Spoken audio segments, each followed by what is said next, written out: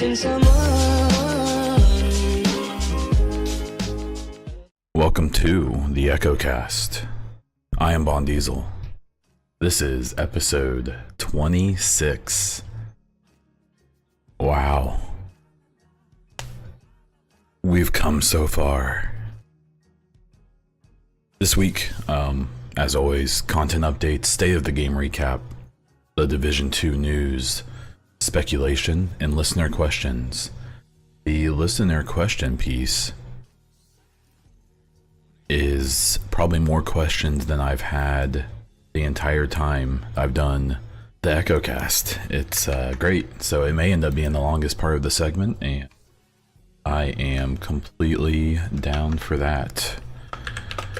So, jumping into content updates. The first thing I want to say is absolute huge congratulations to Redstorm, Amper, Shacha, Terry Spear, Tony, Keith, everyone at Redstorm, everyone at Massive.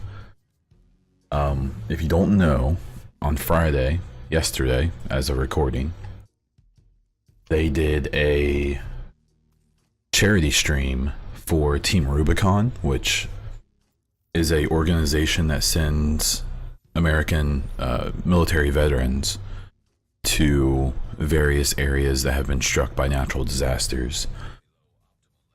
And they raise money, especially considering the local disaster that they had where a hurricane had just hit North Carolina and South Carolina. If you don't know, Redstorm is located in North Carolina in Raleigh. And they had a goal of $2,500. Very noble, very awesome. Tons of money in a lot of respects. I was only able to hang out for a little bit. I was busy Friday night, but I was checking in. And when I checked in at the end of the evening, when they were wrapping up, they had raised almost $13,000. It looks like they had raised their goal a couple times, which is amazing. A part of that is Redstorm had agreed to match $5,000, I believe. So they ended up raising about $7,500 plus the $5,000 from Redstorm. You're looking at a very impressive and very awesome charity stream and example of the community. Lost my bounty. We aren't perfect. We have our bad kids. We aren't always patient and kind. But as a whole, this is another great example of how awesome this community is. And how from top to bottom, from the head of Ubisoft down to Massive and everyone who works in all of the studios, Annecy, Redstorm, Leamington. I'm gonna forget people. But from top to bottom, from them all the way down to the person who played 10 hours, to the person who's played 4,000 hours, the person who hasn't ever watched a stream, to the person who streams every day. For the most part, 99% of this community is insanely awesome. And that was a great example. So bravo to everyone at Redstorm. Bravo to everyone who donated. Everyone who just hung out, who promoted it, who talked about it. Just well done. Yeah, I'm very humbled to be a part of this community, and it's just awesome. So, well done.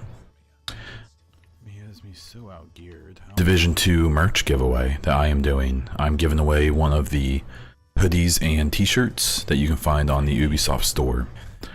That will be going till the end of October, so we've got a few weeks. You will be able to enter on Gleam. There should be a link in whatever capacity you're watching this. There's a link on my Twitter. There's a link on the Division 2 Hub Twitter. There's a link on my Discord. If you want this, you can find it, and it's around $100 in value. especially after shipping. So check it out. I am opening up to people overseas within reason. I know in Europe and stuff like that, I can ship it relatively cheaply. If I know when we get into like Southeast Asia and stuff like that, it gets a little more expensive. So I'll do my best. Worst case scenario, I would probably end up just cutting a gift card to someone if the shipping is unreasonable, and hopefully you can buy it there. But yeah, check it out. You can enter almost in any social media way via my Instagram, Twitch, Twitter, YouTube. My Twitch subscribers do get extra entries. You get 10 extra entries, which is pretty significant. And let's do it. In general, hopefully this episode is different. Hopefully my stream moving forward is better. But audio issues, I went from a $30 mic to a $150 mic, and it was great for a minute. And then I don't know if something has changed in OBS. I don't know if I screwed up my setup somehow, but I've been having tons of issues with audio quality. So I'll always keep working on it. I'm always striving to make this stream appear to be more professional than it really is, and this podcast. And I just want to say sorry. The last couple podcasts were really gross, were bad. And I'm genuinely embarrassed about it, but I would rather get content out than go silent or delete it. So I appreciate the patience. I hope it gets better, and I'll keep working on it. When it comes to streams and stuff like that, this week I kind of took an unintentional break. It's Saturday and I haven't streamed since Monday, which feels like forever. I'll stream after this podcast is over, which is 3 times in a week, which honestly isn't that bad, but to me it just doesn't feel like enough. So I'm going to try to stick to a schedule a little bit better. This week was weird with some scheduling stuff. Weather, we had over 100-degree temperatures where I live, which is weird for this time of the year, which made the stream room just impossible to be in. It's in an upstairs on a sun-facing room, so when it's very warm outside, it's almost unbearable in the stream room. So maybe not the best choice of location, but it is what it is. It's where I can put it, so we'll work with it. Okay. Maybe I'll get a little portable air conditioner in here. Speaking of the stream, if you haven't noticed, I have started to diversify my content a bit. At the end of the day, I'm not going to be one of those people that's going to stomp my feet and moan and groan about Division 1. Really? I'm just kind of done in the sense of I have nothing left to do. I'm definitely one that still does enjoy the combat loop and just the feel of fighting in the Division. I enjoy survival, but if I have to be honest, the survival thing has been getting kind of played up a bit, and I don't mean that in a negative way. It's just literally that's all anyone's doing is survival, and while survival is the closest thing we have to a like a fairly random mode or whatever you would want to call it, it's still it gets old after a while. For me, playing it and to watch it, just kind of is what it is. So I still plan on trying to do Division at least once or twice a week, but when I'm not doing Division, I'm actually, and I feel so bizarre saying this, I'll probably be playing some Destiny 2. I gave it another chance after the Forsaken DLC of just the base game, played through it, found myself enjoying it a lot more than I expected. I got the Forsaken DLC. I'm leveling up 3 characters right now. I was able to level up a hunter using a token you get when you buy Forsaken, the Legendary Edition. So the hunter is at 300 something power. My Titan's 2 something, and my Warlock, I'm not even through the story yet. So we'll be doing a little bit of Destiny 2. I'm playing through the Tomb Raider reboot series, so right now I'm in the first game still. I think probably about a fourth of the way through it. So over 3 or 4 streams, I'm gonna finish that and then probably play the second and third one in the coming months. Black Ops 4 and Red Dead Redemption 2 are coming out in October. Black Ops, I will definitely be streaming often, both the multiplayer and the battle royale. If any of you watch me play that during the beta time, you'll know that I was quite the fan. It was very good. I was very happy with it as a mode. I feel like Treyarch has done very well in competing with quote unquote the big boys. Perfect. I actually decided I'm gonna get Call of Duty Black Ops over Battlefield 5, at least for the time being. Battlefield 5 felt good. I enjoyed playing it. I was playing it on PC. Yeah, I don't know. I'm a little leery. I'm gonna wait in typical DICE fashion. It may be good to wait a month or two until they get some stuff worked out with Battlefield 5 between balancing and between lag and just stuff like that. It seems like it ran fairly well. It just seems like there's some weird balance stuff going on with that game. So I'll probably end up getting it by the end of the year, beginning of 2019, but probably not on release. I'm gonna go with Call of Duty, which is a thing I never thought I would say. Again, if I have to be totally honest, this will be my first Call of Duty since Black Ops 2. So I've missed like 6 games, something like that. So, the last little piece of that is that I've seen a lot of people talking about Anthem, and Anthem is a weird game to me. Anthem, at initial sight, appeared to be close to what I thought Destiny was actually going to be. A more kind of realistic aesthetic. It just seems very similar in a lot of ways. If people remember when they initially announced Destiny, it had a much more gritty feeling, a much more realistic look and feel. And then they went a little more cartoony when the game actually came out, with some of their aesthetic choices. Which was just weird to me and really put me off. I'm not into like cartoony games. I fully recognize that games like Borderlands are amazing, but I despise cell shading, because again, Borderlands was a game that was supposed to have realistic graphics, and I assume, and I'm under the impression, that at some point the development just required that they couldn't do what they originally intended, so they went cell shaded. It's just, I just don't like the look. I like realistic-ish games, and I can't do it. So, the Anthem I'm probably not going to buy. It comes out a month before Division, or less, like 3 weeks before Division. I know where my time is going to go. Like, just to be straight up, like, I don't want to spend $60+ on Anthem just to play it for 3 weeks and then probably not touch it for a year. Or more. I don't know. I also don't have a ton of faith in EA, you know, in those companies. It's just, I'm a little leery of everyone there, with Mass Effect Andromeda being what it was, EA being who they are. I suspect Anthem may be one of the big games where they reveal their new way of doing things, but I'll believe it when I see it. So Anthem, probably not on my radar. Maybe something will change my mind between now and their release, but I just don't think it makes any sense for me to play that game or to buy it when there's a lot of things about it that just don't interest me. Honestly, I lost most of my interest in Anthem when I saw the first gameplay. Saw how slow and clunky and kind of tedious it looked. Obviously, it's just a snapshot, pre-beta probably. I'm not, and I've heard good things. I've heard people talk really well about it.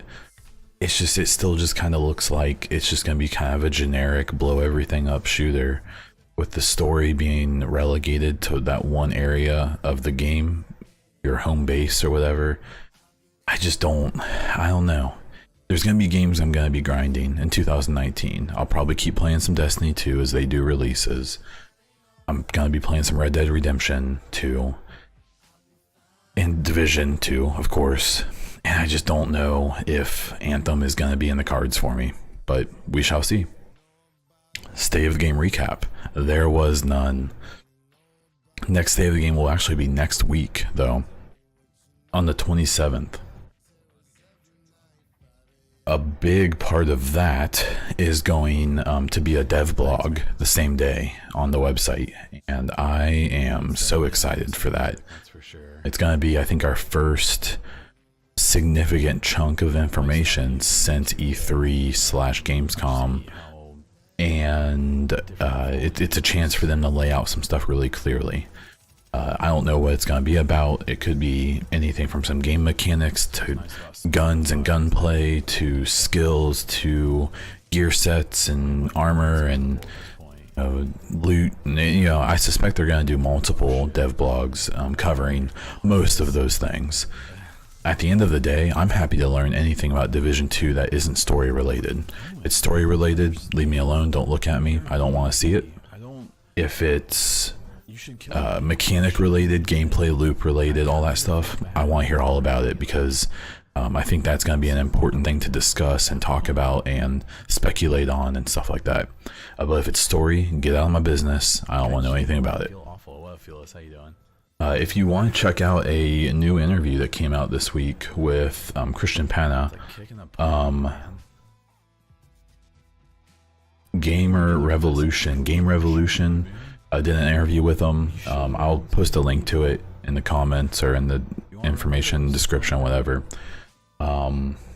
His last name's probably Pena, not Pana. But the one quote I pulled from it was, there was definitely areas of improvement at launch, from bug-free fixes and server issues to balancing. The interview is mostly about Division 1 and with a little bit of talk of Division 2. It's mostly about Division 1, the things that went wrong, and how they want to do better in the Division 2. And if you read through the interview, there's just a few moments in there where it's nice to see him just say, yeah, we jacked up on that. That was bad. And, we couldn't quite completely fix it during the release of Division 1.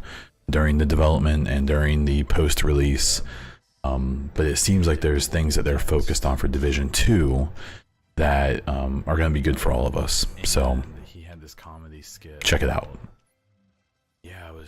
Okay, so the speculation piece. This is probably going to be sort of short, simply because there's so many questions that I'm going to need to answer, and some of them I'm probably going to drag on about. But the speculation this week, I want to talk a little bit about exotics and gear sets.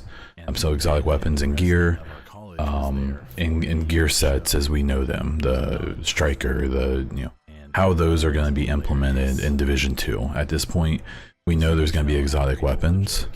We know there's going to be gear sets of some type.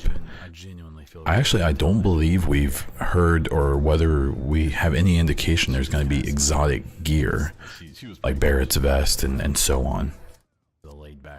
So exotics. So for me, after playing some Destiny 2 and getting a little bit into that and seeing how they do their stuff, I'm kind of curious to if we're going to have things like the Historian, that is an exotic version of a gun that we have in the regular game in the high-end weapons. Same with the Liberator and some of the other guns.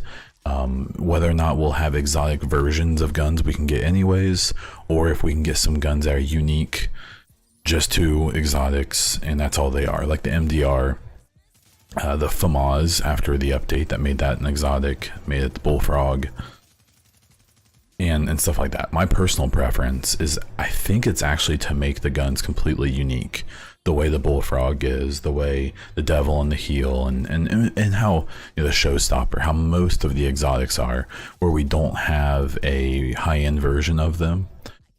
Because at least in Division 1, which again you have to consider how things are going to be different, but many times the non-exotic version of the gun was preferable, because not all of the exotic talents were really all that useful. The Historian has very limited use. The Showstopper, its actual third talent isn't what really makes it so great. It's the fact that it's a fully automatic shotgun, and that was very useful in many situations with certain gear sets. So if you think about it, I mean, gosh, you have guns like the Medved, which is one we have. It's the Sausage, but it has a slug instead of buckshot, so it only fires one heavy round, which in theory sounds amazing, right? Fortunately, the gun sucks, and I'm not aware that anyone's ever used the Medved successfully. I've never seen anyone running it unironically. So I personally kind of hope that we get guns that are completely unique to the exotics, even if maybe they're like really rare or exotic versions of the regular guns. One example of that would be like the lightweight M4 or the M4 platform in general. We can have a few of those, LVOAC, the police M4, maybe some other variants. But we could also have an exotic, that's the Beowulf, which is actually a semi-automatic 50 caliber M4. It's not the 50 caliber that you think of like in the Modus, the big machine gun that's on top of like tanks and stuff like that. It's a different type of 50 caliber round. But if you ever look up a Beowulf M4 and you look at the rounds that thing's spitting out, it's dirty. If you are familiar with Rainbow Six Siege, their new operator, the Maverick, the one who has the two M4s, he has a regular M4 that's like modified, and then he has a Beowulf, a semi-automatic, big fat big rifle that will put you down. So like that kind of thing I think would be cool, but I don't want kind of like how the Liberator is. The Liberator in the Division 1 is the lightweight M4 model colored in chrome with the police M4 recoil pattern, I believe. And it sucks. It's, you know, it's gross. So another thing about the Liberator though is I do like the Liberator out of all of the exotics, because the Liberator has 3 regular talents the way all the other guns do, plus a talent. And that actually moves into my next topic, is gun sets. So the Liberator combines with a pistol to give you an extra talent that you can use. The Hilder and the Ear combined together, where when you switch between them, the Devil and the Heel are the same. I actually really like that concept. I think that's a really cool thing to do, because you know, you can balance that in an interesting way. You can give potential power and awesomeness out of that. Just a reminder, if there's anyone who has but you also can implement some kind of drawback and to balance out that power. So like the Devil and the Heel, that's a set where when used together you can be an extremely powerful marksman, but if an enemy gets up and close on you, you're probably in bad shape, because both of those guns are medium long range guns. And so you can't just switch to your MP7 or your MP5 or your, you know, whatever, you know, that your house, you know. So I like the gun sets, the idea of that. I'm even not against the idea of guns that work with gear sets, that get some extra talent or some extra advantage if you use them with a certain gear set. Again, as long as there's some kind of drawback. Tony, thanks for the exotics for specializations. I think that's going to be interesting, and how all the specializations we have, the current ones we know about that have the sniper rifle, the grenade launcher, and the crossbow. I think it's going to be interesting to see how they handle that, because the exotic guns, the way a lot of them work now, almost has that feeling of like what the specializations will, but the specializations are more supposed to replace your ultimate, going pretty well, man. Which is something you got to use sparingly, right? Well, depending on how you build, you can build it to use it very often, but because the ammo is limited, it obviously, the specializations are the most obvious thing I've seen so far that harkens to games like Destiny. In Destiny 2 you have the power weapons, which you get relatively limited ammo for, that drops randomly from enemies. You know, I mean, it's a pretty obvious play to, you know, how Destiny 2 is going to be inspired, or Division 2 is going to be inspired by games like Destiny. And I think that's great. But I'm really curious to how we're going to see the difference between the specialization weapons and the exotic weapons, because I think the specialization weapons are supposed to be like super exotic.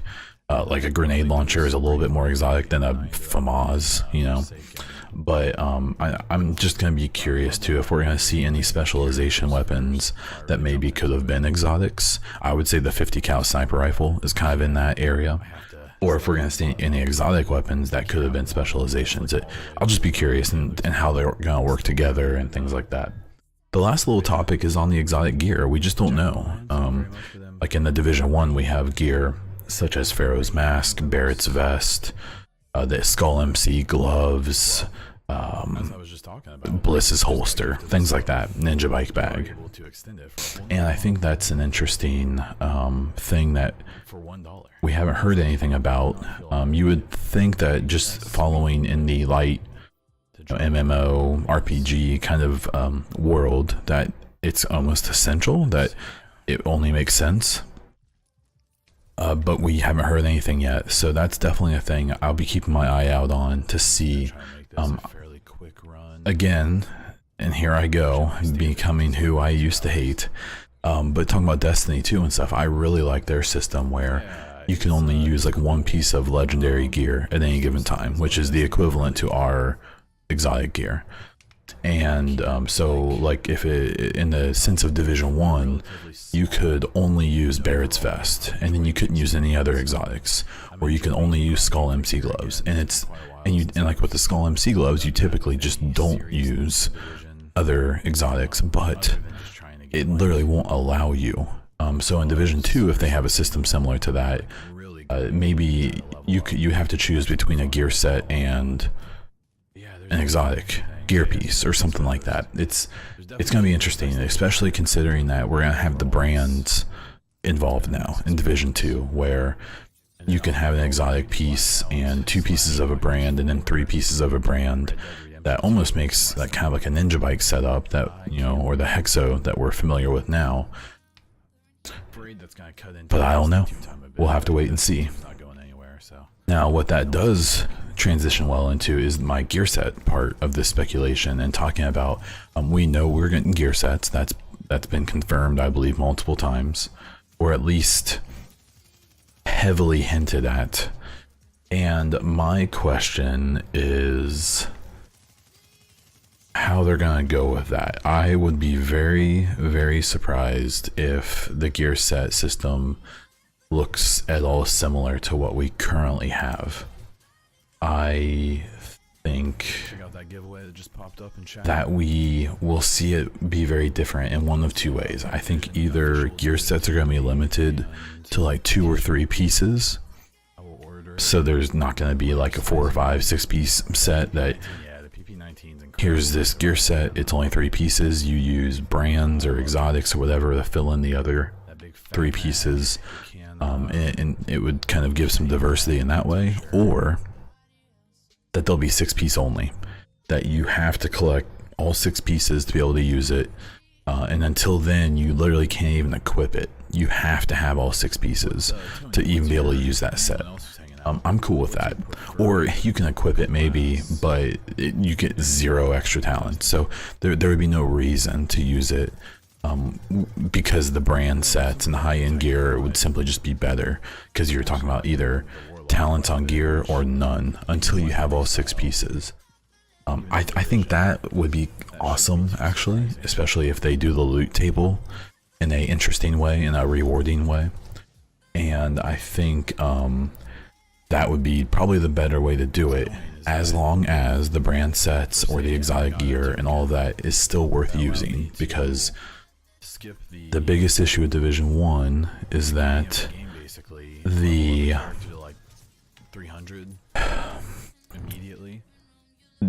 high-end gear and the exotics in Division 1 just aren't attractive enough to prevent people from using the gear sets, especially the classified. And the thing is with that system is that if there's no choice, then it ruins the whole system, right?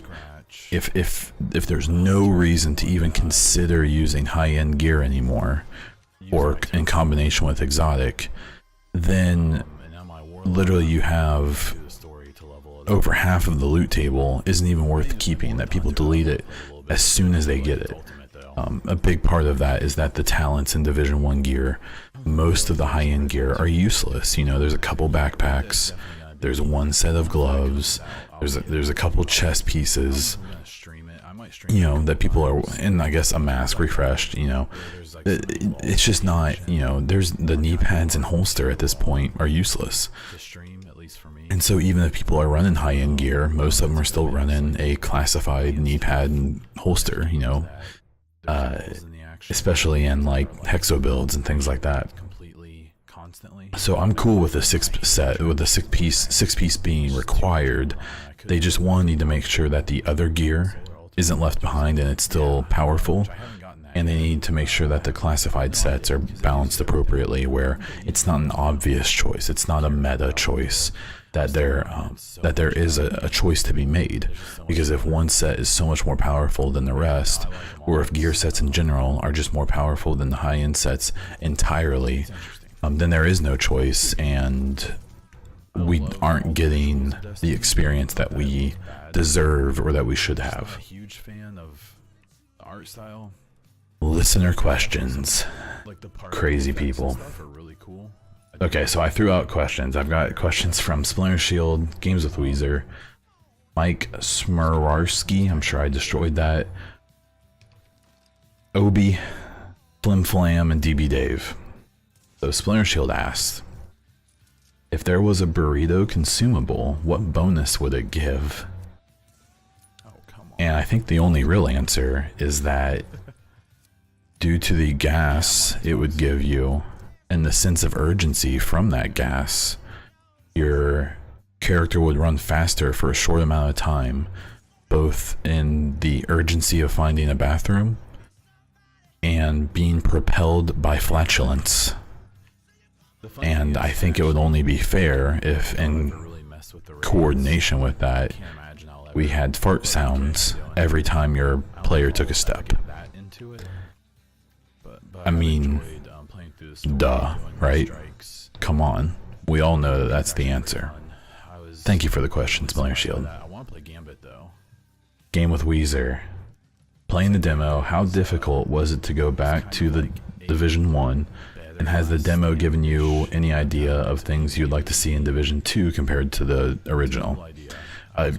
It was tough. And honestly, and I don't mean this in a bad way, but getting to play the Division 2 for a total of like, I don't know, an hour between all my play sessions, maybe a little more, probably hastened my decision to pull back on Division just a little bit. You know, I still want to keep playing it, especially come January, February, really dive back in, maybe play some characters from scratch or something like that. I don't know, but it was hard because the Division 2, as familiar as it felt in that demo, is it felt better. So it's kind of like if you were playing the original game when Division first came out, got to play 1.8 for a day, and then had to go back to 1.0 and play that for 6 months or more, because that was back in June, almost a year at that point. It's blowing my mind how long it's been since E3 already.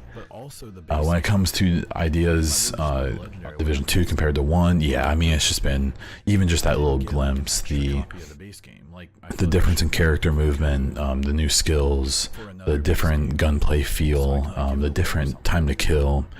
I mean, all of that stuff has basically inspired everything I've been doing ever since. And when I see little updates or hear little things about the Division 2, I basically take that time I had with the game and try to remember that that was a very early version of the game, and lots will change, but definitely try to use that as a way to kind of understand how the sequel is going to play out. And I'm excited. It's cool. I'm really glad I got to touch it, but it did make the wait even tougher. So, thank you, Weezer. Mike says, if the Underground returns in Division 2, what changes would you like to see made that would improve the experience? They've pretty heavily hinted that survival is returning. Underground is my second favorite DLC, so I would like it to return in some capacity. but maybe not even as like a DLC. I would almost kind of like if the underground kind of returned in kind of the way strikes are in Destiny 2, where you can kind of activate them in the world and they kind of appear. You know, during the demo and during the trailers that we've gotten, they've definitely hinted pretty heavily to the subway system and the underground system in DC. We've gotten very little info about it, but to me, I feel like there's been some pretty heavy-handed suggestion that that's going to be a pretty big part of the game. Even in the previews talking about the tunnels underneath DC, and in the demo where it showed, you know, the agents were down in the tunnels and had all of the contamination alerts and all that stuff popping up. It's I feel like that was a very purposeful thing, and I'm excited to see what they're going to do with that. When it comes to comparing it to the underground in Division 1 and things that could be improved, my biggest issue with the Division 1 underground is that even though they've improved the loot potential, I don't really need the loot, so that has gone from me. But even if I did, the end of the missions are just not very satisfying. Even the bosses you fight at the end just are kind of meh, you know. So I would just like it to be just like a more satisfying loop. I've always compared the underground of the Division as the closest thing we've gotten to Warframe. If you've played Warframe, it's a game I've dabbled in. It's just not really my thing, and that's okay. It doesn't have to be. But what it does provide is this experience of running through levels, obliterating everything relatively quickly. The underground missions, I think that's kind of a mix of that. They're a nice thing to get into if you do a 3-phaser, you know, you're in there for 30, 35, 40 minutes if you suck like me. And I think that that's a nice experience, but maybe there should be like a faster version. I don't know. I feel like the speed of completion, the rewards, the enemy variety is fine. I think I don't mind. I wish that there was a little more maybe puzzle element to it. I just feel like the experience can be built upon. I don't think that they need to take underground and scrap it, but definitely just add to that type of loop and to add to that feel of what the underground provides. Thanks for the question, Mike. I appreciate it. Obi has 3 questions. How confident are you about the launch going smoothly? Well, that's a mixed bag, right? And it's a my first point will be that Ubisoft's releases have gotten a lot better basically since the Division 1 came out. I feel like most of the games since then, while not perfect, have had smoother releases. Things like Origins, Far Cry 5, things like that. Obviously those are very different games produced by different studios. But just as a company, it seems like things have improved a lot in the way that they, the fit and finish. On top of that, the way that they've treated the Division 1 in the mid to late life. Again, I know, I totally understand that people have gripes and angry words and complaints, and I think that many of them are valid. But I still think that if you consider the circumstances and the context, they've done a lot with Division 1, and most of it good. I know that there will be voices that will pipe up and disagree, and that's fine. But I think that the majority of players, especially the quote-unquote average player that I hear from or see talk on the subreddit, on Twitter, stuff like that, that the average gamer is really happy with where the Division went and how it is now. I understand the more dedicated fans or people who want very specific experiences aren't happy, and the really dedicated people see the glaring issues that still remain. I see them too, I promise. I'm not that much of a shill, but I think overall those things have given me a lot of confidence that the game will release smoothly. I think is the key word, like you said. I think it's going to be a much smoother release. And do I think Division 2 is going to release with no bugs? I hope it releases with very minimal, if no exploits. But do I think it's going to be perfect when it releases? I absolutely do not. In no way, shape, or form. And that's not necessarily because of The Division or because of Massive or because of Ubisoft. It's more just I've played games in the last 5 years, and I can't think of a single game I've played that has come out and been in perfect shape. What's so interesting to me is, as I've diversified my playtime a little bit, when I'm in the Destiny subreddit, when I'm in the Warframe subreddit, when I'm in these other things, and I'm looking at even Spider-Man at this point in other games, I think that sometimes we get in a bubble and we think like, oh man, the Division community is so whiny or blah blah blah, you know.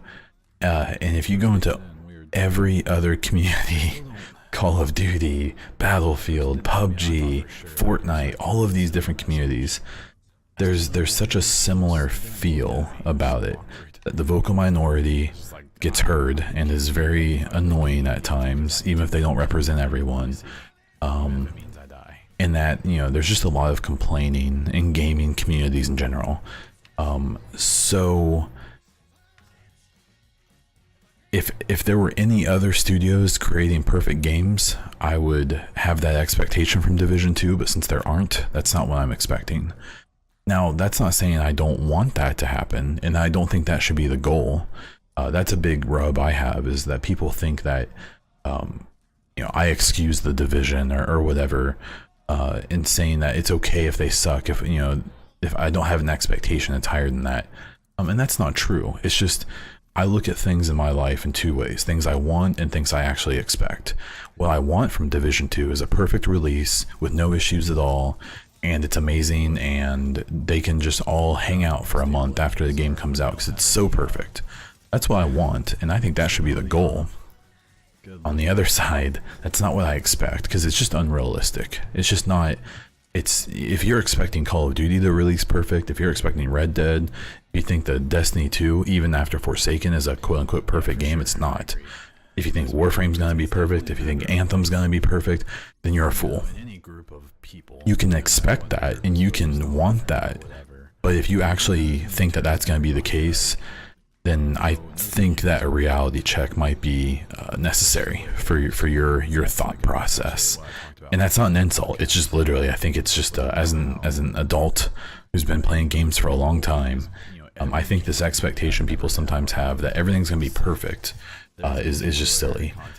My last point to this question, though, is that I do think it's very, very, very, very important for the communication from the Division team to be hands down better than it was when the game first released, when the Division 1 released, and even to a point better than it is now.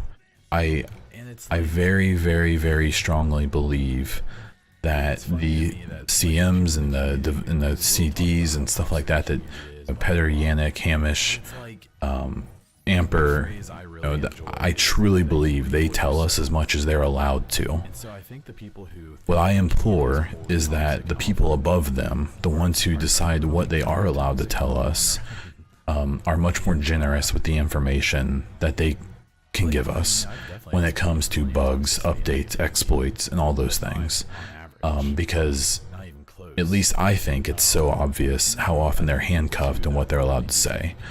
Even if they want to tell us more, or even if something does make them mad, or even if, you know, there is something stupid going on, or even if there's just bad news, I hope that whoever authorizes what they're allowed to tell us realizes that while it may sting to give us information that they don't want to give us for various reasons, that it's better for the community in the long run to have us informed and part of the process. Okay, second part of Obi's questions. Any anti-cheat systems? I don't know. I'm not. What's tough about that is that I'm not under the impression that you can just drop Punkbuster into Snowdrop. I think that there's a possibility Snowdrop wasn't even developed with the intention of having one of, you know, BattleEye or Punkbuster or whatever system, you know, whatever, because that's what everyone wants, right? Everyone wants them to implement some well-known, respected, proven anti-cheat for the PC players. And I have a suspicion that the engine just isn't even meant for that. On top of that, I suspect that games that are meant to be competitive invest in that because they have to. PUBG, Call of Duty, even Destiny uses BattleNet, and has those protections. So to have the really robust anti-cheat that they invest a lot into, to get, and to use, and to maintain, that requires that their intent is for the Division to be a competitive game, quote unquote.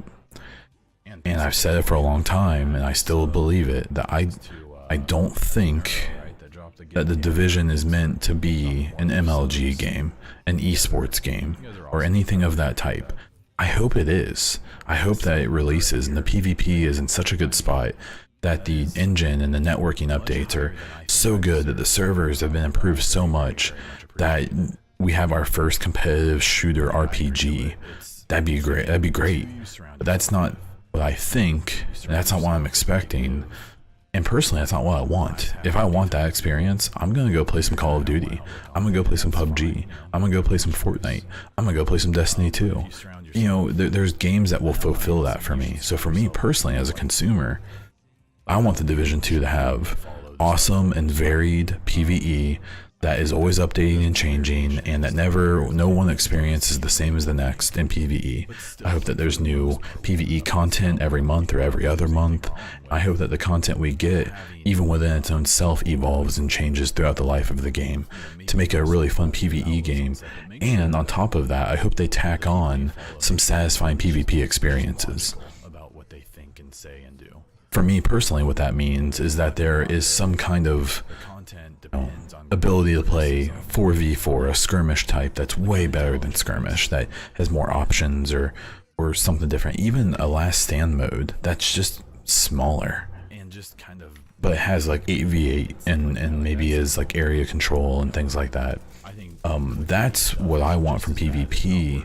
And if they can throw in features like private servers and things like that so we can run tournaments, things like PvP survival where you can do stuff like that, I just don't think the goal with Division from the inception of the game was ever to make it truly competitive, which is why I think things like anti-cheat and stuff like that have lagged off so bad. I just don't think it's a priority. And so I hope in the Division 2 it is, for the people who really want that experience, even though that's not really what I care about. I just don't know.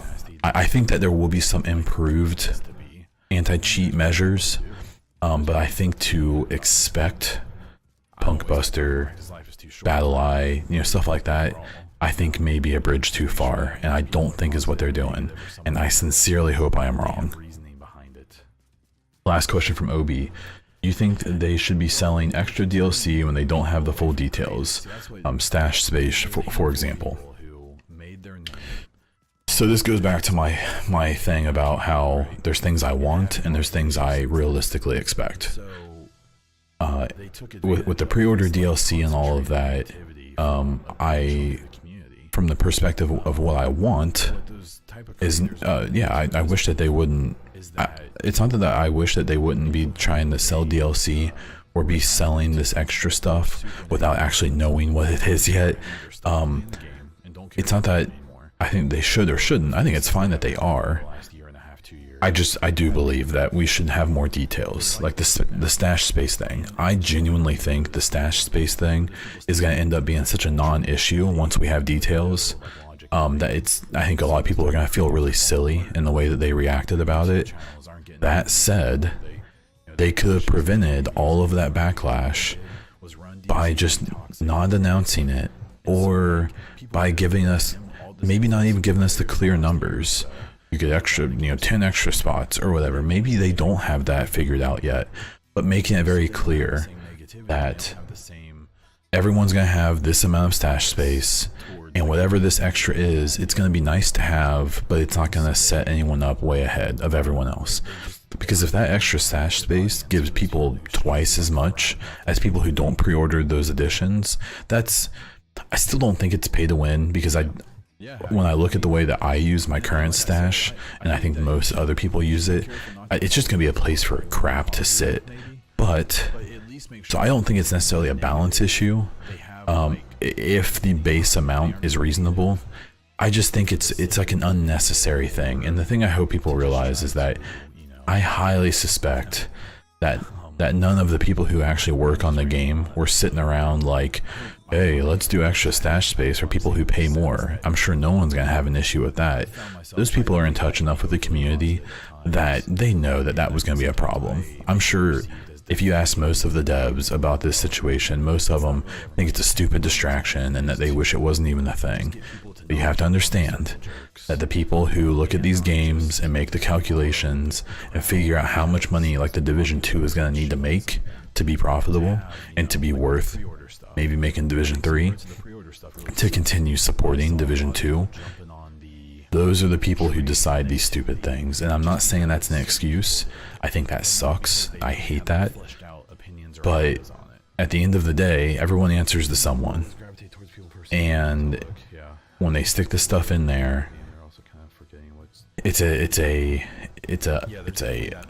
regrettable reality. And so that's where I go from, I wish that they wouldn't have done this, because I think it just created unnecessary controversy, and I switch over to my realism, is that I think we should have expected this to be in there, and I think people should expect more. I think people should expect some kind of microtransactions, which I don't think most people have an issue with at this point. If you want to buy a cool hat or cool boots that you can buy, you can just do it. I hate that you have to use credits. I wish I could just buy it with money. I could just say, yes, those boots are $2. I want them. Instead of buying 10,000 division credits or whatever. I do hate that system, but that's the standard, unfortunately. And I think people should expect loot boxes in Division 2, encrypted caches. My rub with that is not knowing what's in there and what the chances are of getting it. I know other people's rub is think of the children and gambling addicts. I just think that's such a minuscule part of the problem that it should be addressed and it should be looked at honestly. But I think that it's more of the issue of not getting the items you want or getting dupes and stuff like that. That's the issue I have with the whole system. If kids are getting a hold of credit cards and buying that stuff, that's a whole different problem. If gambling addicts have chosen the Division to be their outlet for their gambling addiction, my dad is a gambling addict, so that's an issue that isn't lost on me. So I've been through some really rough times in my life helping him deal with that. So I'm not. The thing I do know though is that if people who gambling addicts aren't going to use the Division as their primary thing, and if they do, and if that gets taken away, they're just going to go somewhere else. That's a tough issue. And so without getting too into it or getting too personal about it, I think that the kitty boxes thing, I'm not even going to say the other thing because it's stupid and it's ignorant and it's just purely offensive and meant to trigger people because people can't make good content. But those issues I think are reasonable, but not the biggest problem. The biggest problem for me is what we're seeing with all this stuff with loot boxes and stuff like that, and how you just don't know what you're gonna get. So my summary, because I got off topic a little bit, is that no, I don't think that they should be selling this DLC without giving us better details. But I understand that they are, and in a very hypocritical statement, I've pre-ordered the Ultimate Edition for PC and the DZ Edition for Xbox. So I've jumped in. I also have no issue with people who are going to wait until Division comes out, who aren't going to pre-order. I think to say that you're not going to get the game at all, and for whatever reason, is a bit silly unless you simply just don't care anymore about the Division, which is cool. That's your prerogative. So yeah, my answer is no, I don't think that they should be doing that. I understand why they are, and I sincerely hope that they don't ruin the hype around this game by one, making really bad decisions when we finally do get the details, and by two, just being fair about how they do stuff and actually listening to the community once we have actual details. The second to last person here is Flim Flam. Asks, will or should the Division 2 have Destiny 2 public event like events in the LZ? I paraphrased that. The question was a little bit longer, but that's how I summarized it. So the thing about that is, one, again, we get back to another want and realism thing. So I want that to happen 100%.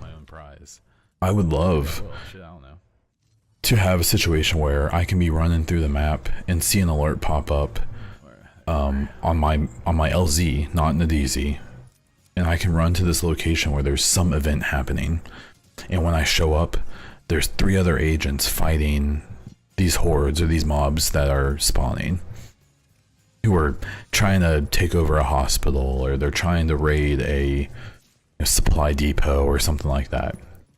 The thing is, what that would require for it to be just like Destiny 2 would be that we would have a shared LZ, and that we'd be running around the LZ, and that there would be other people there who are not in our party. I do not believe that's going to change. I still think that the LZ is going to work the way that Division 1 did, where we are in our own, we're by ourselves. If we want to invite people, we can. The way I think that maybe we could implement what you're talking about without changing that, not that I don't want to change it, but I don't think it's going to change, is that we could have events pop up, kind of like the contamination events in the DZ and things like that, where it automatically matchmakes and queues. So you start one, and it will automatically put some people in there with you.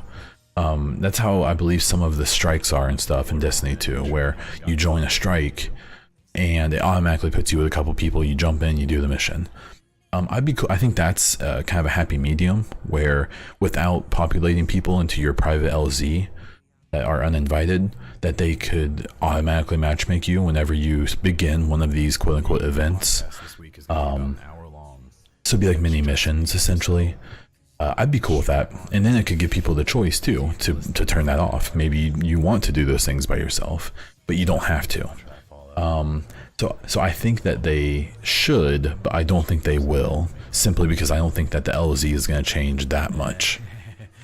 And finally, DB Dave.